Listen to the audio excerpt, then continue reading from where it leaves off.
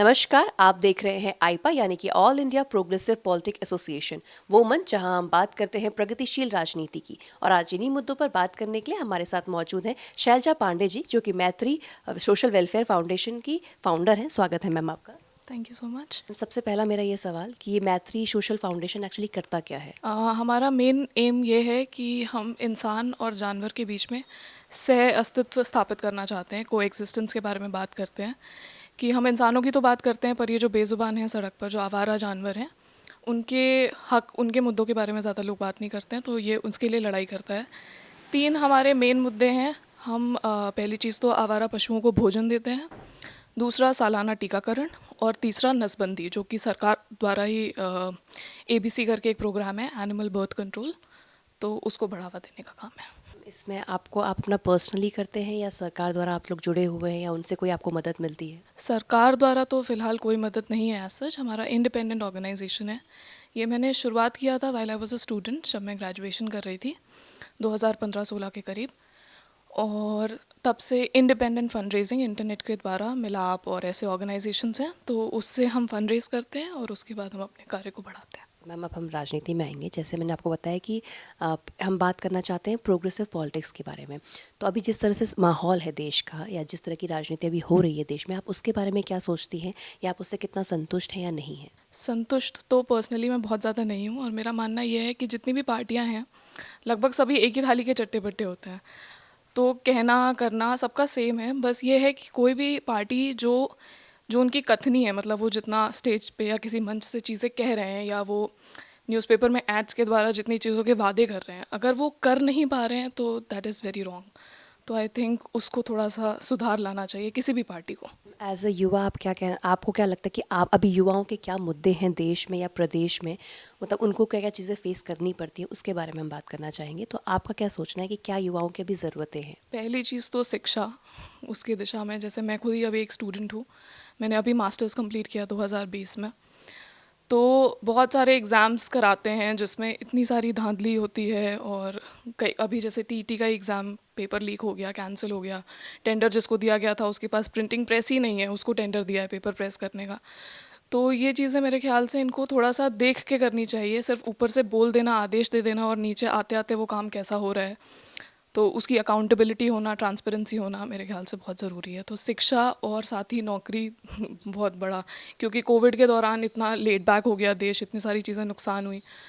और तीसरा हेल्थ, क्योंकि जो सेकेंड वेव हुआ है उसमें हम सब ने देखा है कि ऑन पेपर हमारे पास शायद हॉस्पिटल्स भी बहुत हैं, मेडिसिन भी बहुत हैं, पर प्रैक्टिकलिटी बहुत ही डिफरेंट है। तो ये 3 चीज़ें मेरे ख्याल से बहुत ज़रूरी हैं। कोरोना का जिक्र किया, तो कोरोना के बाद जो देश के हालात हैं उसके बारे में आप क्या सोचती हैं कि अब स्थिति कितनी बेहतर है, या उसमें और हम लोगों ने जो उस समय गलतियां की, क्योंकि अब बात हो रही है कि थर्ड लहर भी आ सकती है, तो इसके बारे में आप क्या कहना चाहेंगे कि आपको क्या लगता है कि अभी क्या स्थिति है?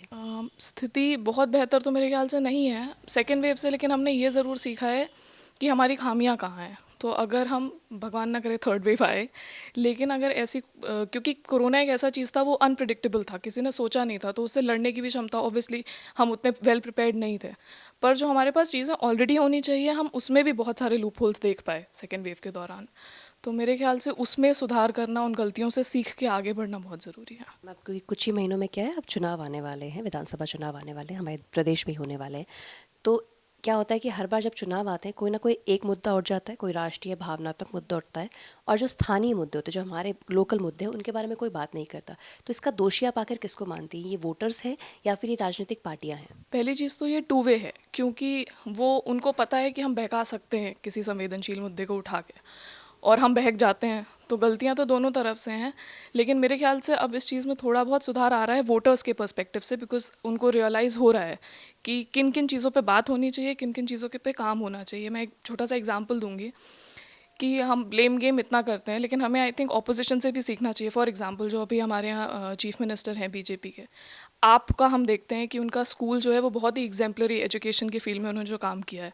तो अगर हम उसको सीख के, कोई भी पार्टी जो भी आए यूपी में, वो अगर उसको यहाँ पे इम्प्लीमेंट करती है, तो that will obviously be appreciated, no matter कि आप किस पॉलिटिकल अलाइनमेंट से हैं या किस रिलीजियस अलाइनमेंट से हैं। तो वो चीज़ें सीख के और अच्छी चीज़ें इम्प्लीमेंट करना बहुत ज़रूरी है। जैसे कि आप युवा हैं, हम राजनीति की बात कर रहे हैं, युवाओं की भागीदारी राजनीति में बहुत कम देखी जाती है। कोई भी युवा ये नहीं कहता कि हाँ मैं राजनीति में जाऊँगा, या फिर बहुत कम लोग कहते हैं। तो इसका मतलब इसका रीज़न क्या है आखिर? इसका रीज़न, मैंने अपना ग्रेजुएशन डीयू से किया है, तो वहाँ पे तो पॉलिटिक्स बहुत एक्टिव थी स्टूडेंट्स की। लेकिन अगेन प्रॉब्लम यही था कि सही मुद्दों को लेके बात करना या सही तरीके से पॉलिटिक्स नहीं होती है। जो शायद बड़े घर के हैं या जिनको ऑलरेडी पॉलिटिकल बैकनिंग है, उनके पास रिसोर्सेज हैं, तो वो कैंपेन्स कर लेते हैं। जो शायद घुसना चाहते हैं, अगर उनके पास इनफ रिसोर्सेज नहीं है या उनके पास सिर्फ फिजिकल रिसोर्सेज नहीं, मतलब जान पहचान भी नहीं है, तो वो ऊपर तक नहीं आ पाते हैं।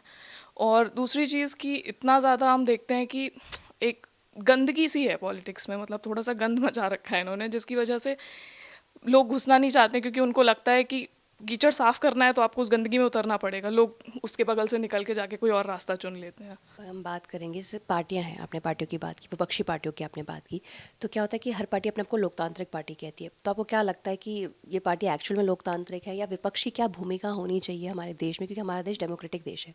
तो यहाँ पे उनकी क्या भूमिका होती है और वो किस तरह से कर पा रही है, नहीं कर रही है, तो उसके बारे में आप क्या सोचती हैं? पार्टीज़ किस हद तक डेमोक्रेटिक हैं वो तो पार्टी के लीडर्स पे निर्भर करता है। बहुत जगह हैं कि जो उनके मतलब what do we call it, जो उनकी पढ़ाई करेंगे उन्हीं को शायद ऊपर जाने का मौका देंगे, क्रिटिसिज्म नहीं लेना चाहते हैं। तो इस सेंस में आई थिंक थोड़ी डेमोक्रेसी वो भूल जाते हैं कि हम लोकतांत्रिक हैं या नहीं है। पर जो कंट्री है जो हमारी, वो डेमोक्रेटिक थी और वो रहेगी, बिकॉज जो हम अभी हमने जैसे किसान आंदोलन से ये चीज़ सीखी है कि इतना टाइम लगा लेकिन वो 1 साल तक डटे रहे अपने मुद्दों को लेके, और अल्टीमेटली सरकार को बिल वापस लेना पड़ा। तो डेमोक्रेसी तो है, that is the essence of India, तो वो तो रहेगा। मैम, अब जाते जाते, क्योंकि अब चुनाव आने वाले हैं, तो आपको क्या लगता है कि ऐसे कौन से मुद्दे हैं जिन्हें हमें हाईलाइट करना चाहिए, या फिर जो वोटर्स हैं उनके समझ में ये आए कि वो इन मुद्दों को ही देखें और अपने वोट का सही इस्तेमाल करें? पहली चीज़ तो as I said, education is very important, और एक इस मुद्दे पे उन्हें काम भी करना चाहिए। इनफैक्ट लोगों को जितना हो सके वो उनको कंपेयर भी करें कि आप आपसे सीखिए कि दिल्ली में उन्होंने कितना अच्छा काम किया, और शायद वो उसको थोड़ा सा रेप्लिकेट करें। कंपैरिजन कभी कभी थोड़ा सा इम्प्रूवमेंट का स्रोत बनता है। तो एक एजुकेशन, दूसरा कोविड की वजह से health is should be one of the most prioritize thing, तो वो बहुत ज़रूरी। Thank you so much ma'am. तो ये थी शैलजा पांडे जी। हमारे चैनल से जुड़े रहने के लिए इसे लाइक, शेयर और सब्सक्राइब करना ना भूलें। धन्यवाद।